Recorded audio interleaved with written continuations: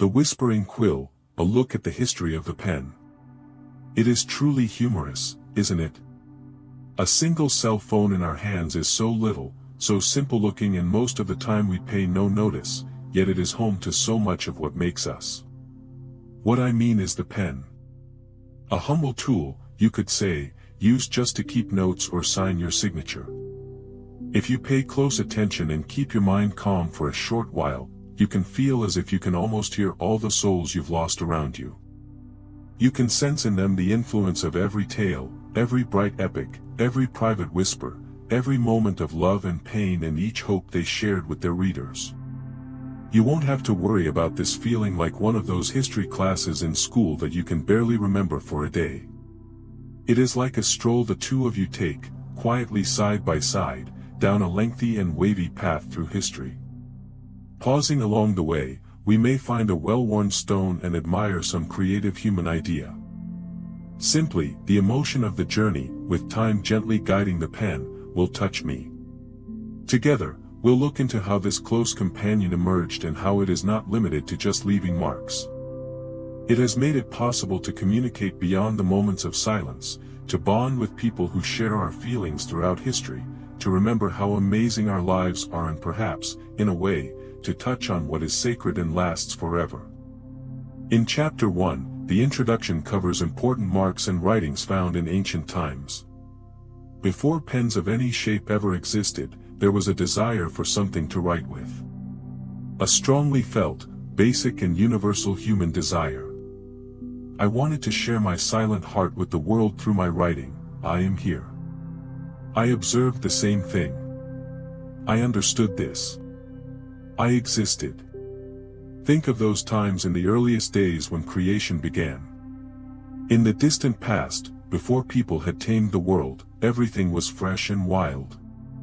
Envisage a night so dark and starry, free from human lights, that you could almost pick up some shining stars and feel the slow light glowing on your hands.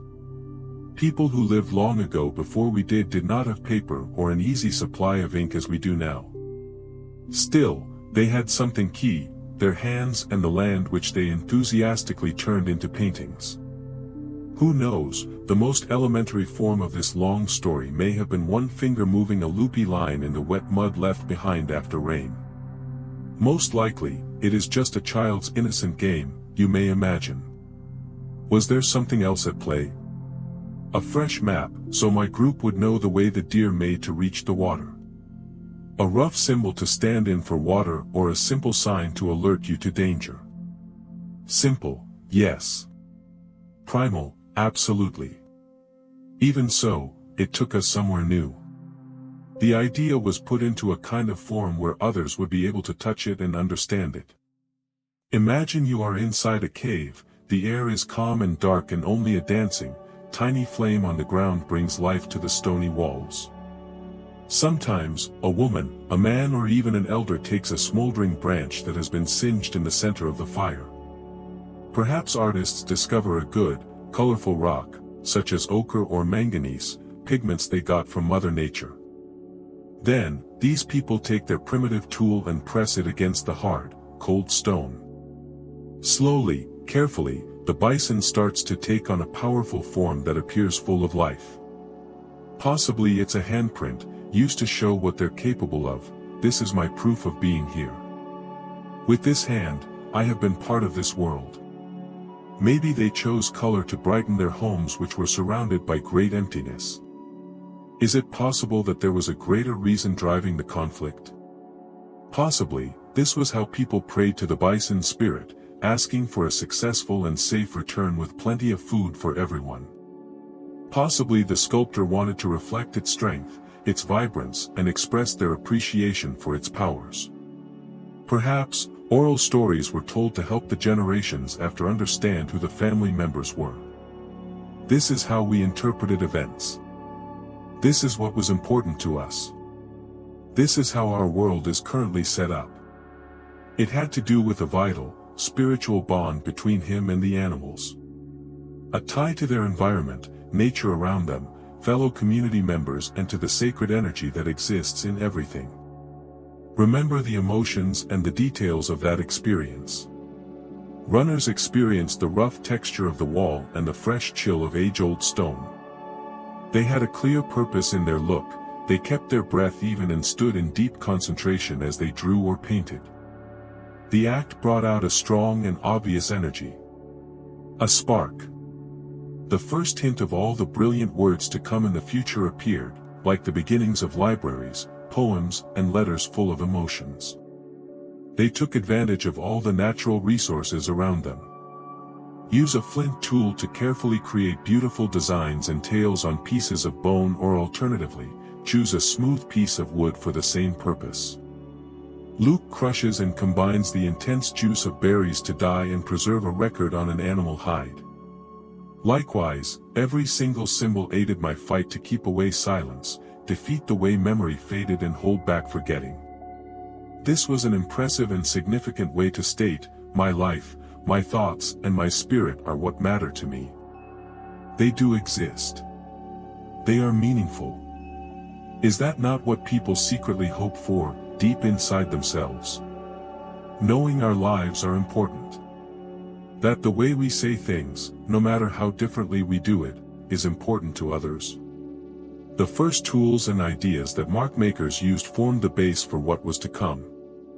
They were talking of a time to come, one grander than they could have imagined, when people would come together and share information globally. We can detect the genuine first steps of the pen in the simple words and tools it used universally.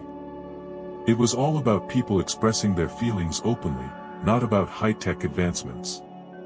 My friends, that is truly a story that deserves to be both remembered and cherished. The second chapter, named Chapter 2, The Reed and the River, deals with information existing only on papyrus and clay scrolls. Shall we see what our imaginations can think up a bit further? As the flickering fire and strange images in those ancient caves fade away.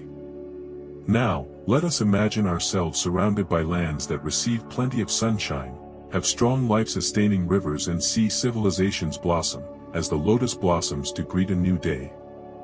We are now in ancient Egypt, filled with pharaohs and pyramids, along with Mesopotamia, a region situated among nurturing waters of the Tigris and Euphrates rivers. In these regions, something special and life-changing began to occur. As more people gathered, they made bigger and busier cities, handled their legal matters, looked closely at the stars, and narrated tales about the mighty gods of legend.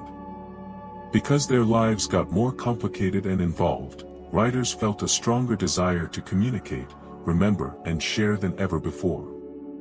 It wasn't sufficient anymore for the early humans to mark the earth with their fingers or scribble quickly on things, since their world was becoming more complex. They required a system that could handle their thoughts as they evolved, their language evolving in their specific deals and transactions. Since people normally look for insight and answers by observing nature, they also did. Close to the green banks of the Nile, tall and slender cyperus papyrus reeds moved softly in the pleasant wind. These weren't ordinary reeds by any means, they provided a key resource, eager to be recognized. So, if you took a calamus reed which the Egyptians had discovered, cut off its narrow end at a precise angle and split its tip slightly to make a channel, the result was a tool. Without advanced technology, yet it could move smoothly on a surface and reveal the artist's thoughts.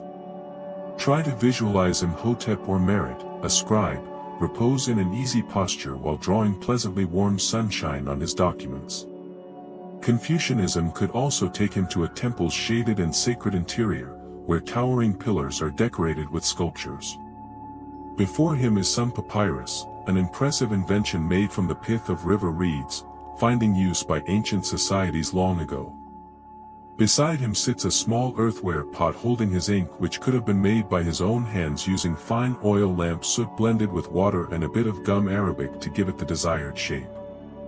He smooths his reed pen into the ink, moving it deftly, thanks to his training over the years. At this point, he calms himself and carefully begins to put words down on the page.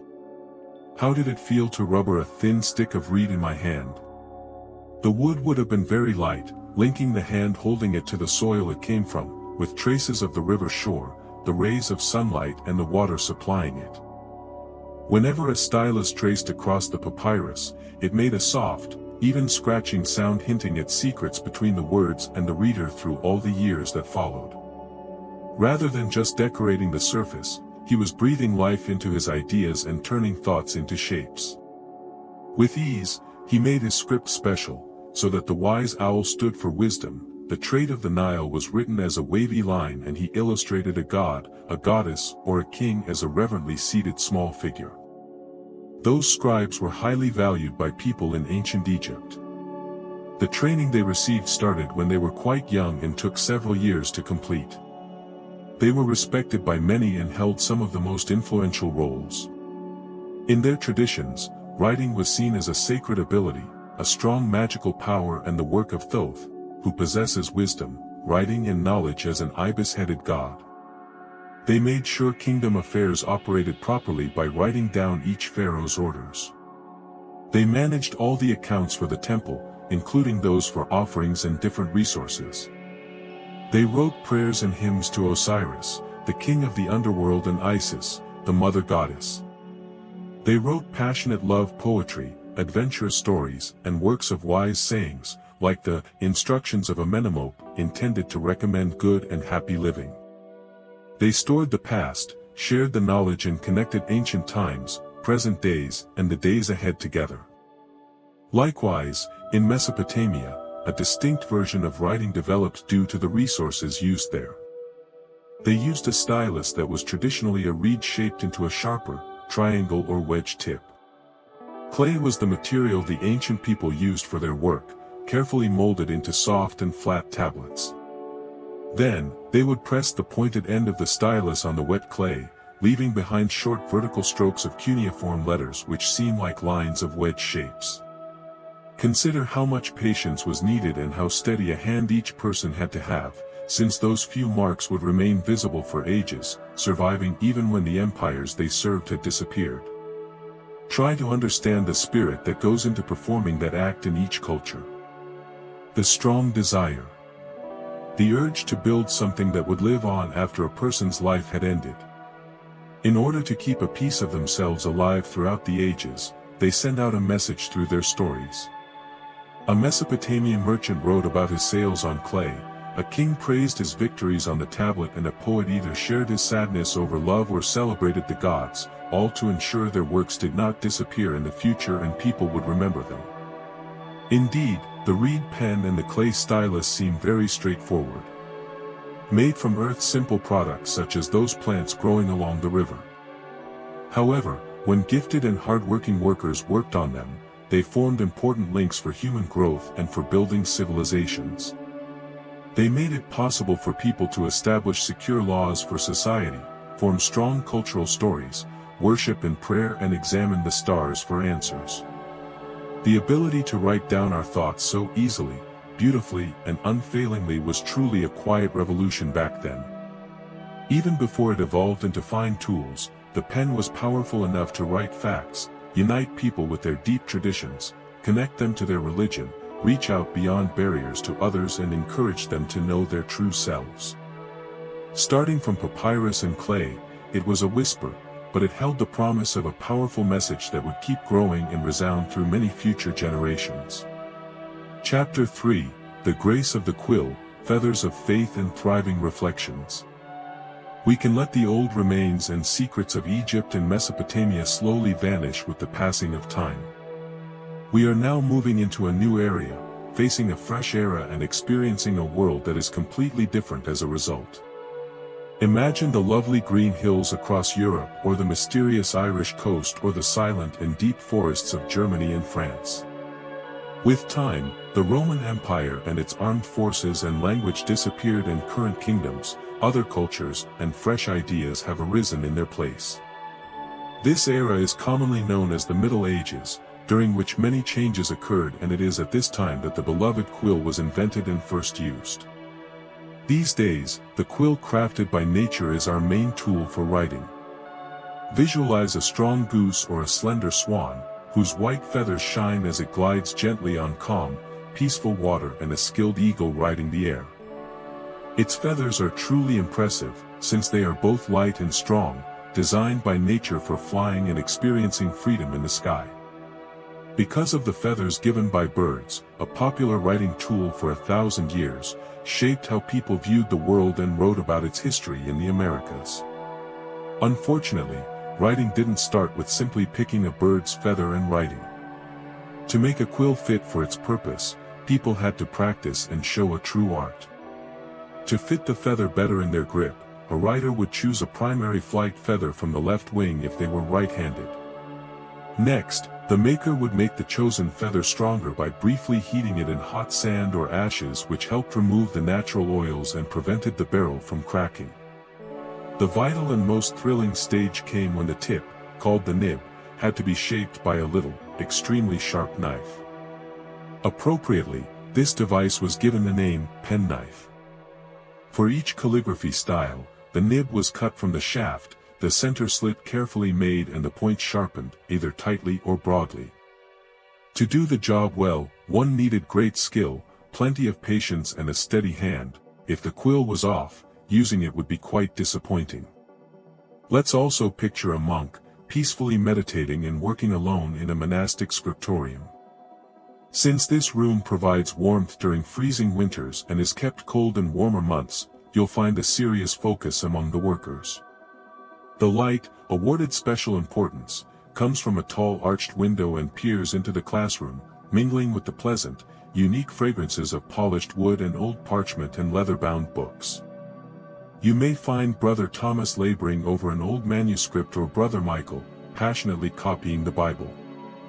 They've created a sloping wooden desk for Dr. Franklin to write on, which helps his back and the quality of the writing. He takes out a sheet of vellum, which is a high-quality writing material from calf, sheep or goat, scraped, smooth and white, and lays it out before him. In his hand, he holds the red quill with its feather arching up, a lovely extension of the penman's strong hand. Neighboring him would be a small container filled with rich dark ink made through oak gall and iron salts or by carbon black, lampblack. He touches the quill to the ink, as if by habit, so a small amount is poured onto the nib.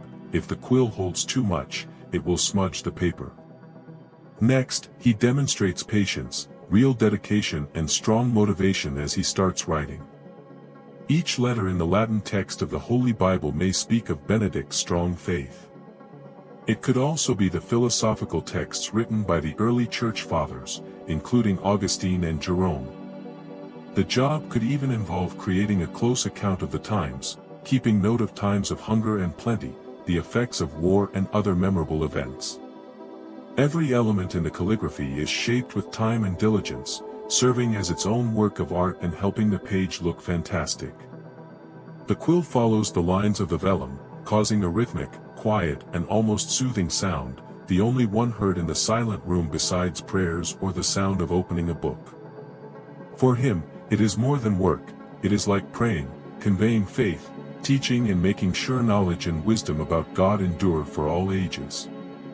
Try to imagine the way Shakespeare felt the quill in his fingers. The piece was part of something alive, once flying high in the sky.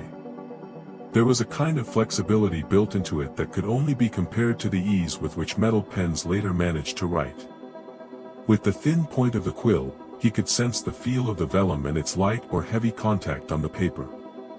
After each few words or lines, he had to stop and dip the quill and every so often to keep reshaping the nib of his quill with his penknife. As it became dull with heavy use, this was much slower than ordinary writing. The process ran slowly, deliberate, meditative. The author thought about each stroke and where each bit of text would go. So, what are the outcomes of all this faithful effort? Gorgeously created illuminated manuscripts are still a source of great inspiration whenever we spot them in museums and libraries. Colors that appear to be alive, such as bright blue from lapis lazuli, dark red from vermilion, green from malachite and gold leaf shine on the pages. Many stories written in flowing Latin, highlighted with fancy borders filled with twisting vines, strange mythical creatures and flowery patterns. Because of their ornate appearance and ample details, the versals and initials in capital letters looked like sound and color, making readers feel drawn to the beauty. It was much greater than simply making duplicates. It transformed wisdom into beautiful works with light, color, and elaborate designs. What these committed monks and nuns wrote was done with the quill, which was also used for painting, making it valuable to both artists and writers in the monastery. You can sense the spirit of that era, as they valued both using the quill and treasured any written work. Since the learning and culture were at risk because literacy was rare and books hard to make by hand, those who could read and write were like protectors of a small flame. They connected the ideas of the past with the present, which helped build a path to the future, where knowledge would still exist. They were following, not just the written part, but also the faith, hope, traditions, and knowledge of various generations. One can picture brilliant scholars from that period, for instance Alcuin of York, giving advice to Charlemagne and helping to revive the study of learned subjects. They relied on the written word conveyed by the quill. Using this tool, they could share thoughts and debate with leaders from distant places through correspondence. As a result, they were able to write about theology, report their discoveries in science, create poetry, and share their spiritual reflections. When a letter was written with a quill, then folded and carried by a messenger, it often contained news but also a personal touch from its writer. Far from the monasteries, people still relied on the quill for all sorts of tasks. They would use royal decrees and charters to guide and manage how their realms were governed. To record their commercial activities, merchants and traders depended on their stated ledgers. With the onset of the Renaissance, writers dedicated themselves to writing many stories and poems that reveal human nature. Picture Dante, who uses his quill to describe our journey from hell to paradise. Bring to mind the Pilgrim's Tales by Chaucer and imagine him using his pen to portray scenes from the Middle Ages.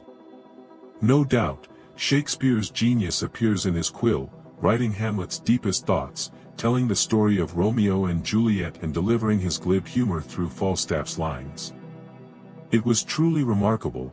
The writer's glowing ideas matched perfectly with the pen's modest appearance. It required its user to be dedicated and serious. I had to be patient, since I had to repeatedly dip and sharpen the knife.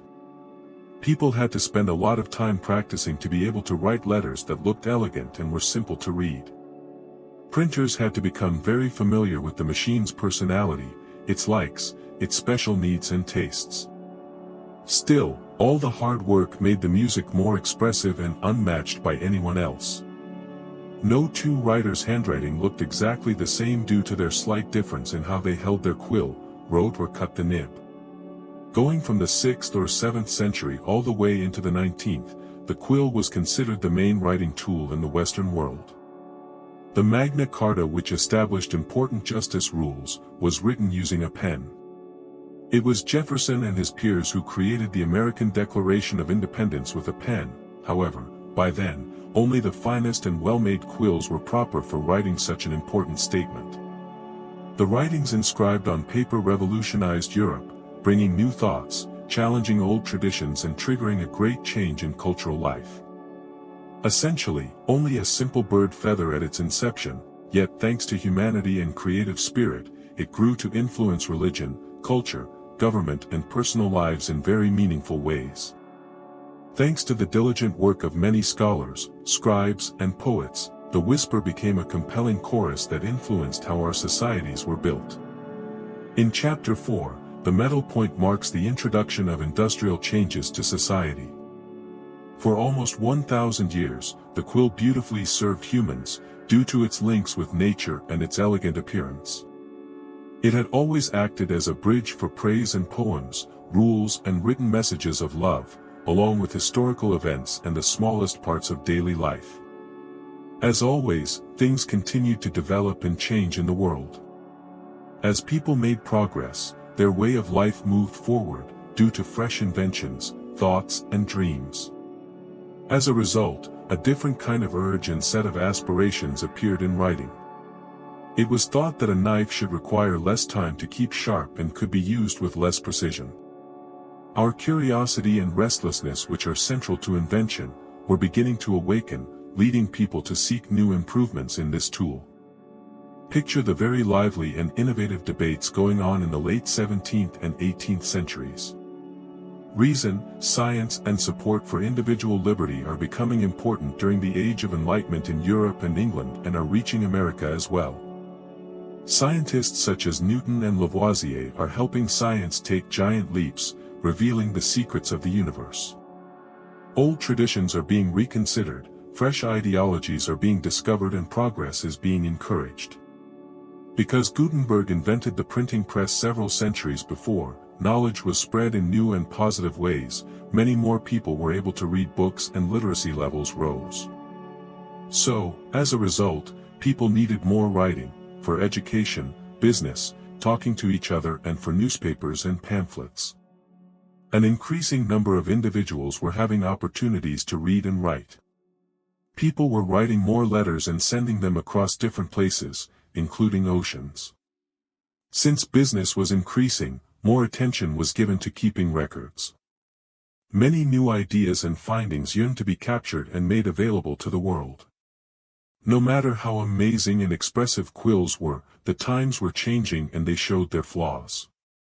The soft nibs required the writer to often put down their pen and fix its shape as it became dull from writing.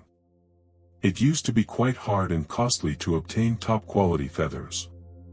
Tending to their writing instruments frequently could be quite irritating for those who wrote often, whether they were clerks with many duties, merchants needed for business, or scholars with piles of letters.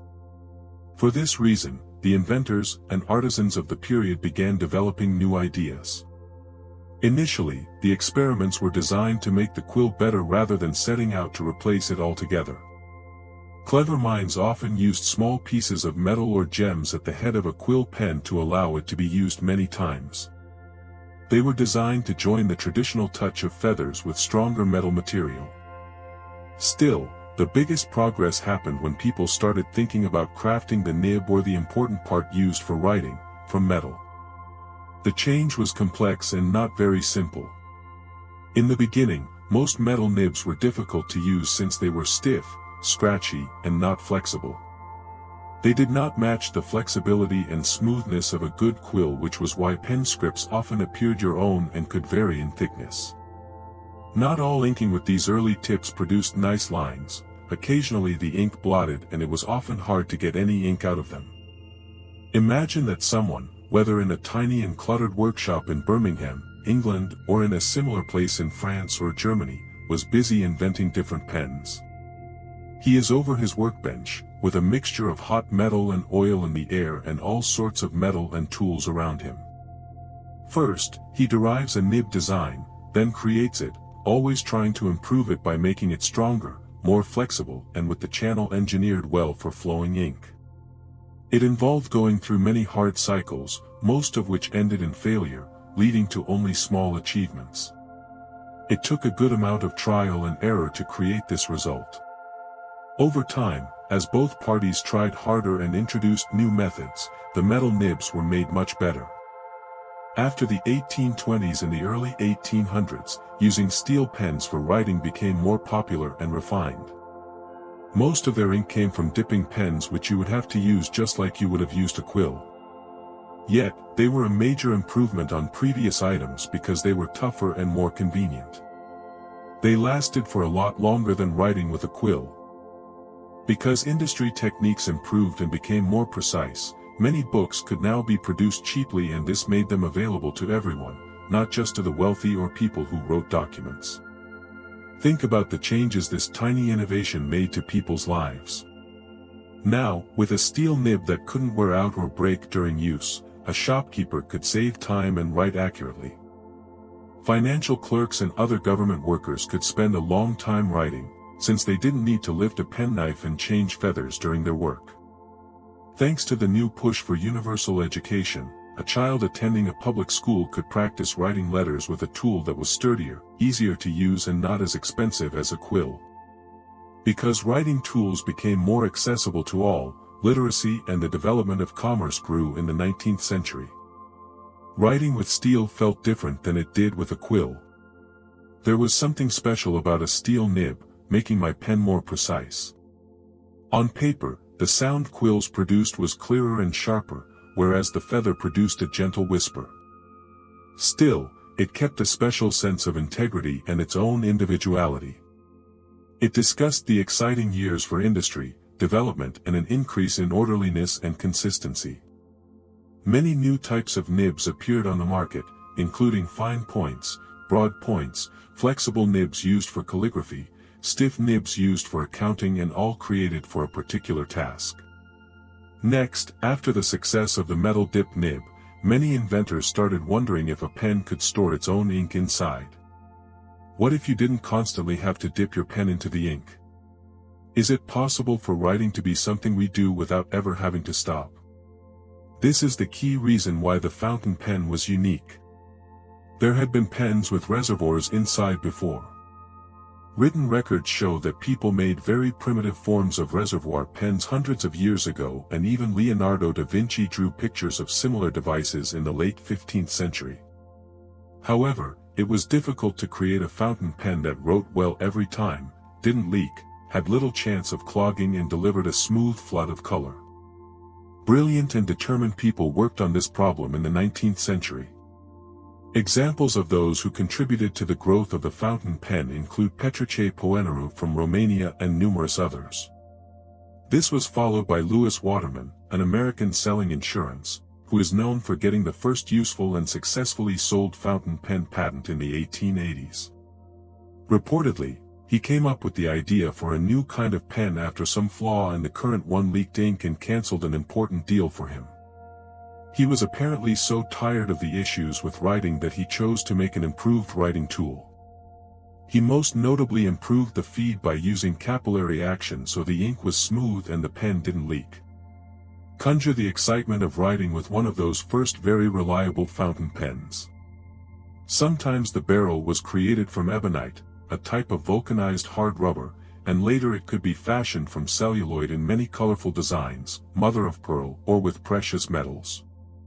The secret to gold, in addition to its gorgeous appearance, is in how smoothly it flows, how pliable it is, and how impervious it is to the acidity in the ink sometimes used. On the inside, there was a little reservoir at first which was filled with an eyedropper, later replaced by more technical self-filling mechanisms for ink. More than just a writing tool, a pen was valued and seen as a personal belonging. Adding ink, whether your preferred brand or color, was one more step in the page creation process. A gold nib, sometimes tipped with even sturdier iridium, would change along with your own hand and become exactly suited to your personal style. It would usually be found in a person's pocket or purse. It sent a message showing learning, career image, style or culture. The machine itself is attractive, yet it is also extremely practical and gives us freedom. Thanks to a fountain pen, a writer could write down their ideas anywhere, even on moving trains, in calm parks, in lively cafes, since the pen did not need to be refilled from an inkwell. Everything I wrote seemed easier and was less of a burden. Spontaneous thoughts and lots of observations appear in my diaries and journals. Authors' creativity would move in one ongoing beat, with their writing only being interrupted less often. Quickly, the fountain pen stood for learning, strong professionalism, and skill in speaking and writing. An autograph made with a fountain pen was favored by heads of state, authors, business people, and others who needed their letters to last and wanted them to look good. Consider the soul behind these pens, including the simple steel dip nib and the advanced fountain pen. It was a result of people being determined and smart, facing the tough challenges of technological advancements.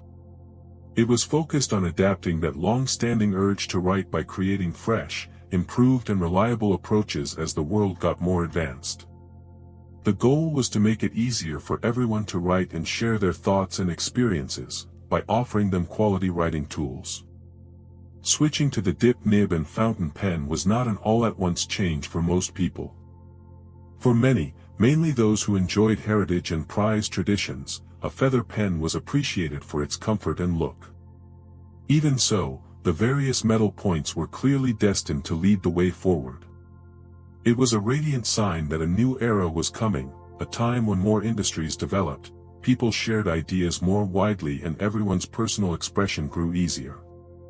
The weak whisper of fictional works was slowly becoming stronger and more self-assured, prepared to share richer, longer, and wider-reaching stories with more people. Chapter 5, The Ballpoint's History. Now you can write instantly with ink. Because of its unique writing style, personality, and artistic flair, the fountain pen left a lasting impression on writers everywhere. This instrument, though retired from use, was admired by many and understood as a loyal friend to writers, scholars, students, and business people. At the time, it was considered the finest example of pen technology. As expected, the world continued to turn, grow, and start moving faster. That fascinating urge for innovation rarely gives up the search for new ideas, right? As the 20th century brought swift changes and increased demand for convenience, people still wished for a pen that worked anywhere with little or no worry about filling or spilling ink. Our daily use of ballpoint pens is thanks to their impact in modern society. Today, it is possible the ballpoint pen does not carry the same charm or spiritual weight as a beautiful, handmade quill plucked from a bird or a shining fountain pen. Don't we see ballpoints in many places around us?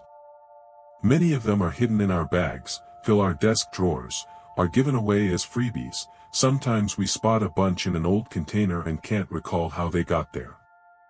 They often seem plain and easily disposable to many people. However, let us try not to form opinions based only on what we see. Everyday things can have a unique story, an interesting story, and hold within them something truly remarkable if we take a closer look. When you think about it, the key to the ballpoint pen is that a metal ball supported by a socket holds the ink in the pen tip. You might imagine that as you wrote, the smallest metal ball in the pen would move over the page and add ink from a sealed chamber within the pen to the paper. It doesn't sound too hard, but it's almost impossible to perfect. There was no room for error in the tolerances, since the wrong materials would lead to trouble. It took quite a few years and the work of various inventors before ballpoint pens became approved everywhere. Many talented people contributed to its slow progress over many years. Many people who credit the creation of the first successful ballpoint pen point to Laszlo Biro, a Hungarian journalist who lived in the 1930s. Many claim that Biro was unhappy with fountain pens since they often left marks, needed to be refilled every few minutes, and their tips were easy to damage. He could trust his Alaska typewriter more than the unreliable Remingtons. It was clear to him that the ink he used to make newspapers dried instantly after printing on paper and didn't smear. An idea came to him: what if I use oil-based ink in a style similar to that of paint? That meant the first issue was the ink, which was too thick and sticky, causing the ink to stick inside the fine nib very soon. He saw that he would have to come up with a fresh approach to send the new type of ink to the page. With his brother Georgie's help, who was a chemist, they began designing and modifying the ballpoint pen. At the time, Europe was becoming increasingly agitated, and this work was done with great effort in the late 1930s. Think about how eagerly they must have investigated the world and the many struggles they doubtless faced along the way. Finding the smooth fit in the socket for the ball. If it's too tight, it cannot be moved. If too loose, it might leak and feel rough on the bearer's skin. Designing a type of ink that would not leak, move smoothly on screen during printing, and dry speedily on paper after printing was not easy. Over the years, scientists relentlessly worked to improve the idea, tried many experiments, and repeated the process many times. Most early prototypes did not always work properly.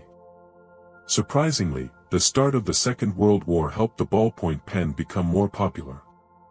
Laszlo Biro was required to leave Europe as he was Jewish.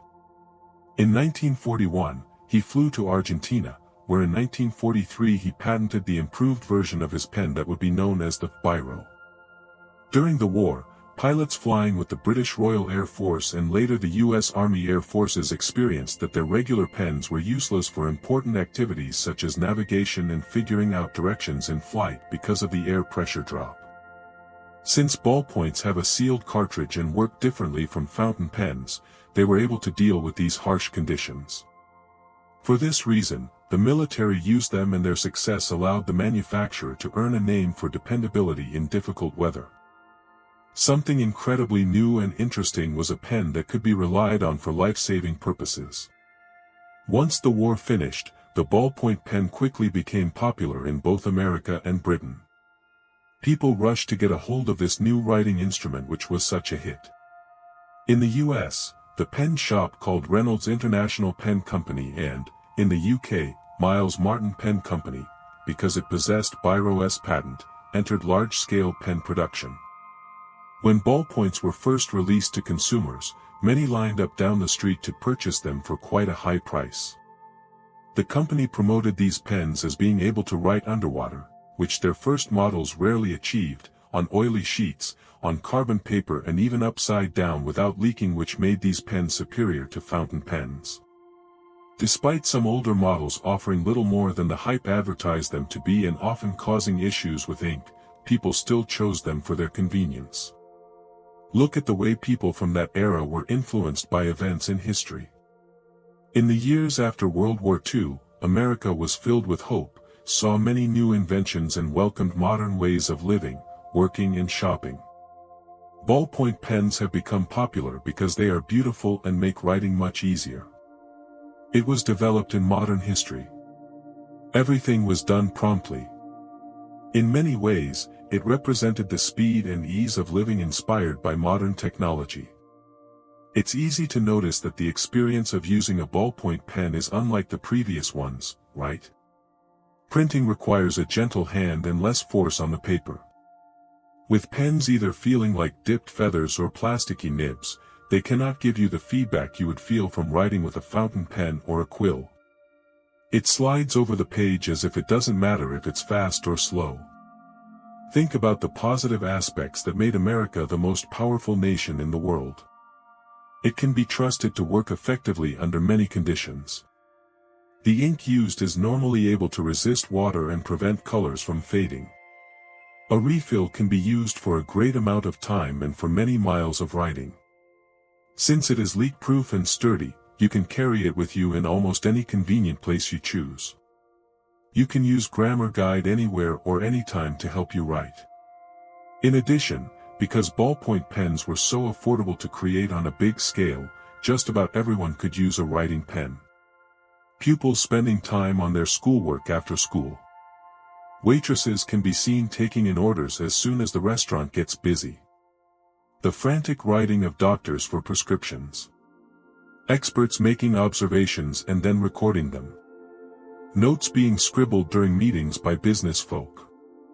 Shopping lists were made regularly, notes were written frequently to people known and loved, and there were always a multitude of forms required for the modern system.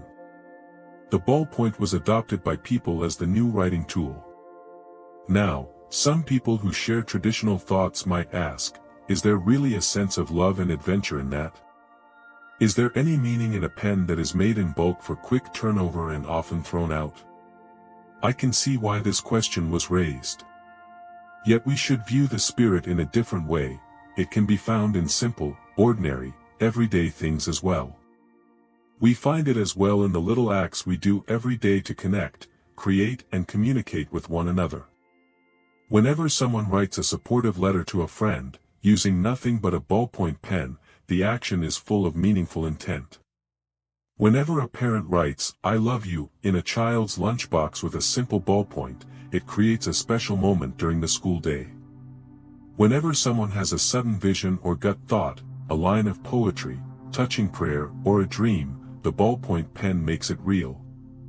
A ballpoint pen made writing possible for more people than a cheap steel dip nib could do. Because of this invention, just about everyone, without special privileges or special tools, could write knowledge and ideas down for themselves. I didn't have to be a skilled gardener to handle or maintain the planter. It kept doing what it was supposed to do for many years. I find something both beautiful and dignified in that kind of honest, unshowy support. Ballpoint pens proved to be tireless tools that improved writing. It has saved many stories, grand ones and small ones. Many deals, whether business or personal, have been made possible through credit cards. It has saved a vast number of little unnoticed experiences that could have been forgotten over the years. Money has visited billions of people, quietly watching as huge events and small moments happened in their lives.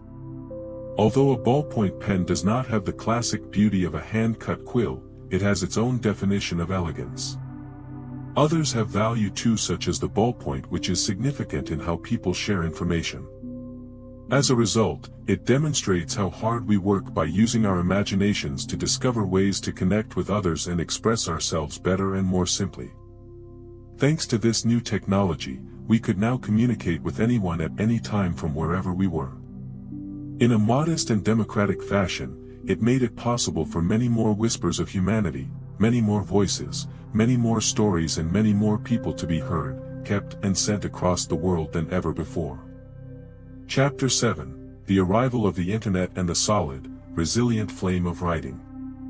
Therefore, as we explore the past of this tool, we come closer and closer to where we stand today.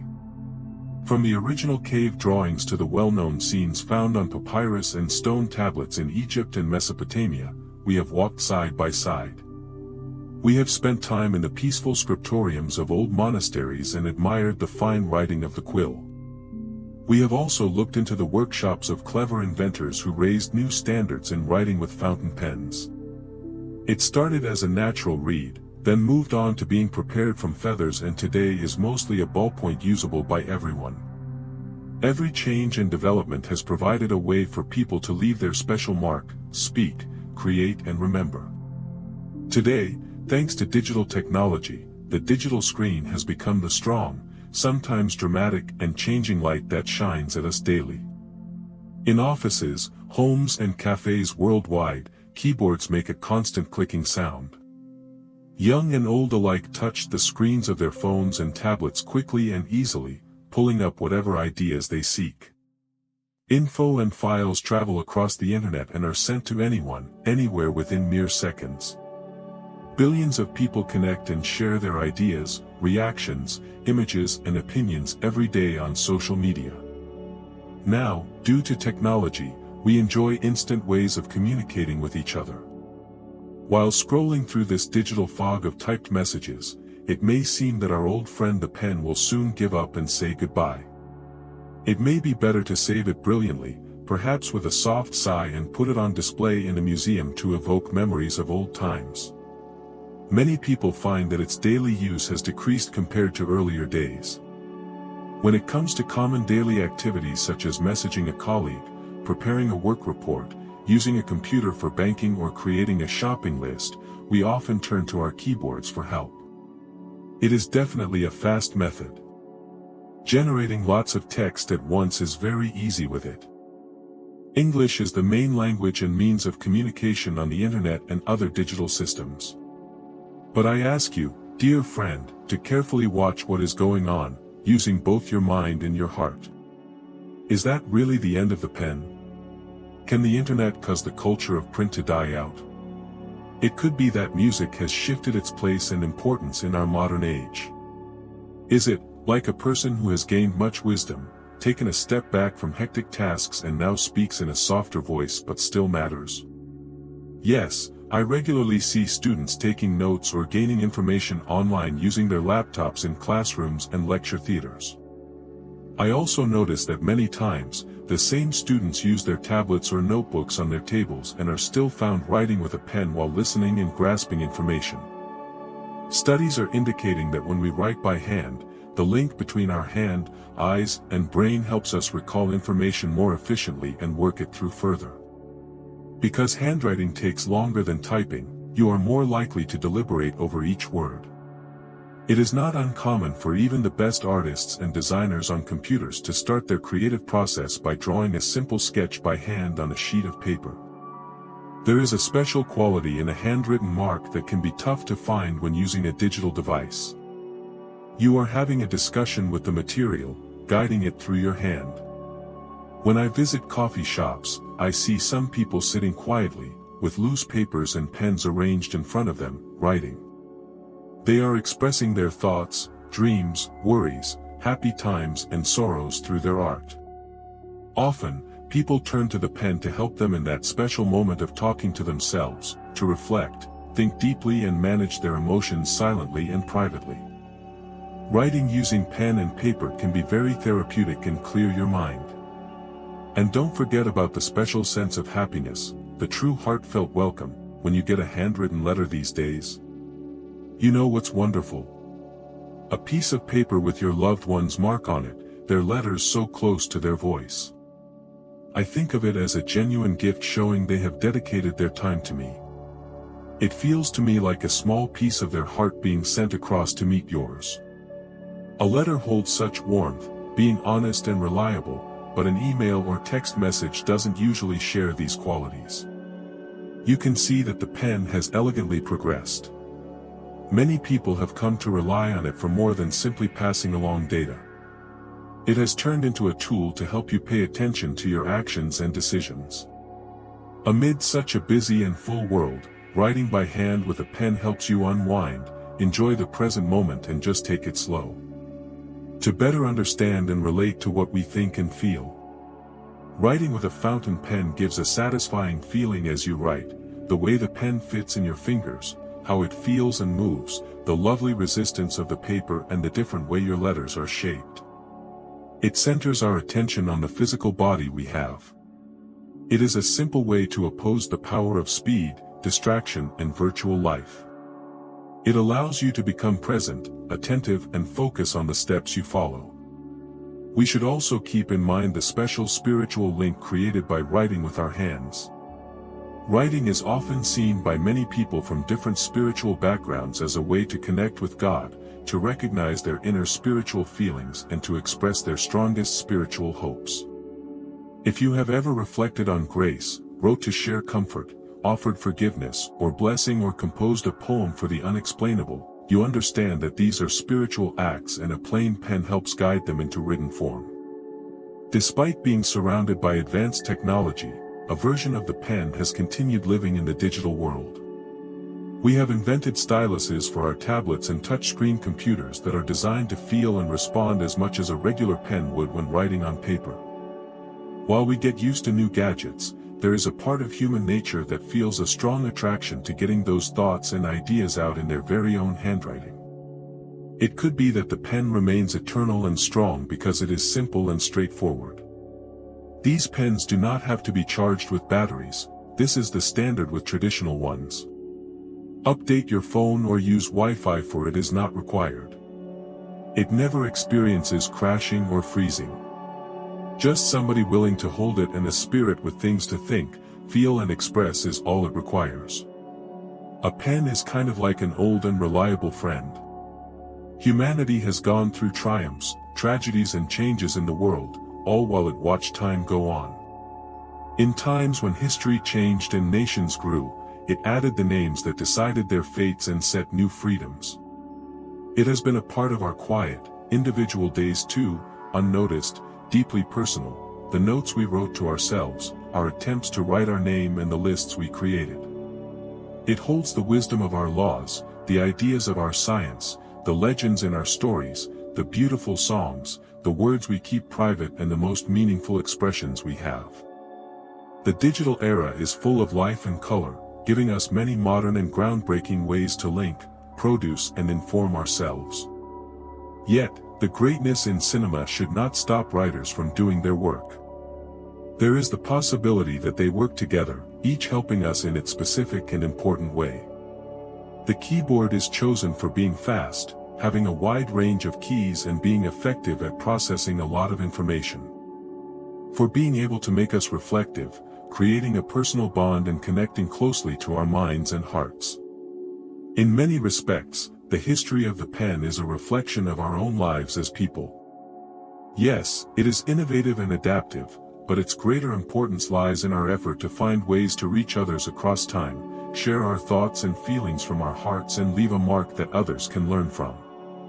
Whenever you write with a pen, whether it's a fountain, a ballpoint, gel or pencil, remember to pause for a moment. Hold it and notice how it fits in your hand. Just for a quick thought, consider how the food arrived here and how much effort it took to do so. Consider how many generations have passed and all the writers, stories, and moments of love each one has shared throughout its history. Recognize that when you write, each mark on the page is more than simply pen scrawls. By doing yoga, you are joining a sacred practice that people have used since ancient times. You are tapping into the root of creativity and deciding to express your unique views with others. The pen, seen in various shapes, is continuing to whisper. Poetry is there, waiting for you to say what is special to you in your own words. Chapter 7, The Mark Each Soul Leaves. There's much more to it than writing. After walking attentively through the fascinating history of the pen, it is right and proper to pause for a little and gather everything we have learned, isn't it? This tool, which we simply call a pencil, has transformed many times, starting as a reed used in ancient Nile times and now as the instruments we write with. Despite numerous changes in materials, design, and how pens work, one thing has not changed: the pen remains a link between people. Very important and sometimes revered connection. A link that takes a temporary thought and shapes it into reality, allowing the silent feelings within one heart to reveal themselves to another and preserving a short, memorable moment for endless memories. Reflect on this for a while. What can only be discovered with ink on paper? Yes, if we talk about writing just in terms of materials, it is ink that leaves a pigment mark on the paper. If we see with inspiration and feel with emotion, we realize it really means much more. What truly pours forth is intention, free from obstacles. It comes straight from the heart and displays true emotions: joy, sorrow, love, anger, hope, despair. It, in actual fact, represents a part of who we are, making it distinctive and unforgettable.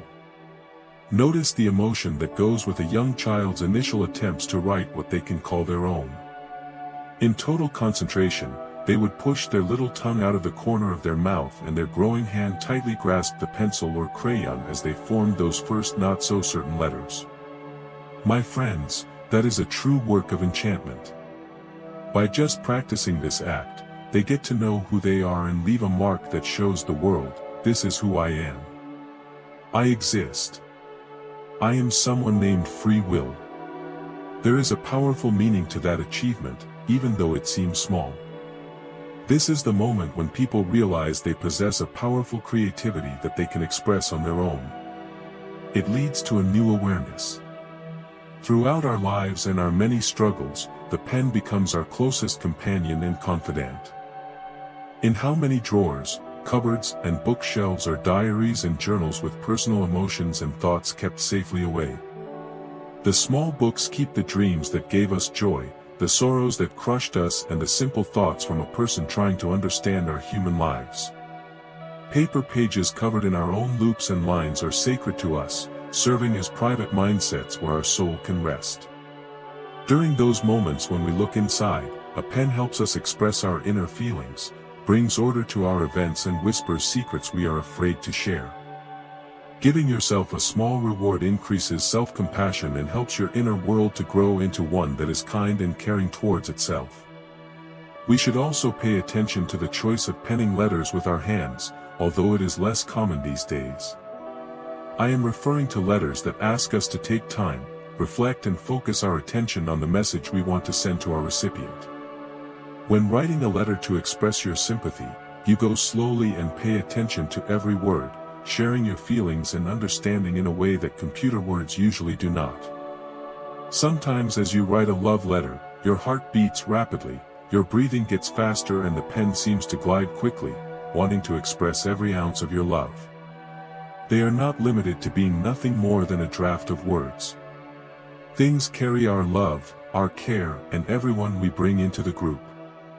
After reading the letter, the recipient can tell that our hand touched that piece of paper, since they can feel our care and attention in each written word. That's an understanding that is not limited to the simple meaning of each word. It makes two souls connect and two hearts touch each other wherever they are apart. It's something you can touch and feel in your relationship. Does anyone know why creative ideas often come as a flood of excitement and surprise? The poet sits calmly waiting for their inspiration to appear, ready to write above the blank paper. The songwriter is taken by a heartfelt melody or moving line that appears as if it's coming from nowhere and having to hurry to record it before it's gone. The writer, carefully creating entire universes and populating them with fascinating people, telling captivating stories page by page and section by section, for months and possibly years. Using the pen, or pencil, writers allow their creative ideas to move from inside their minds to the outside world in the form of written works. It is a powerful joining together, as a person teams up with the great and mysterious source of creativity, no matter what it is called. Even when used commonly, the pen may signify something greater than it does in most tasks. Signing a name to a contract, will, pledge or marriage certificate means more than attesting to a bit of paper. Realistically, we are promising something important, promising to keep our word and hold to our commitment. What we put on a document, our signature, marks our promise, our sense of right and wrong and our honor. In that instant, the pen expresses what we really think and how much we care through our words. Writing by hand feels truly human, very grounding and satisfying. Since many of our lives are conducted online these days, interacting with pens and paper can give us a grounding experience. It often brings to mind our bodies and the world around us, and it celebrates the attractiveness of simple objects. The feeling of the pen's body, its weight and the way the nib makes a pleasant sound when writing down thoughts make us sense where we are, unlike what happens when using a phone. It provides a simple way to avoid the pressure of always doing things fast, optimizing everything and being constantly exposed to screens. It urges us to pay attention, enjoy making things and appreciate how we share them with others. Over the years, the pen has carried themes of revolution, reform and people sharing what they believe. Consider people like Thomas Paine, whose powerful and enthusiastic pamphlets, Pen with a Quill, contributed to the American Revolution and described the vision of America as a land founded on liberty. Consider the many reformers, activists, and thinkers from history such as Martin Luther posting his theses, Mahatma Gandhi lettering notes from prison and Martin Luther King Jr. composing his letter written in a prison cell.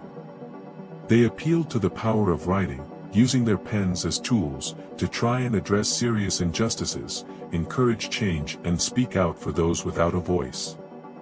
The people of the press, by their strength and courage, turned the pen into a tool for sharing truth, promoting freedom and inspiring honesty. It is also a very spiritual thing to speak up, share intentions and offer your individual talents to ensure everyone stands on equal footing. Looking at the journey of the pen, from scratchy marks made in the distant past to the fine designs of today, we realize it has always stood for something of great significance. Art has always been a valuable and dependable friend to humanity. With it, we have found a way to learn, teach, love and feel sorrow, joy, dreams and hopes, to beg and to speak against injustices. It has been there to see all our happy moments, sadness, brilliant ideas and boring routines.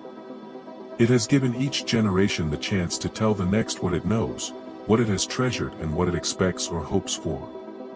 It unites us all, stretching across history, demonstrating how much people have always wanted to reach out and share their feelings. The pen is not simply something inanimate. It is full of possibilities waiting to be used. Poetry acts as a path for inspiration.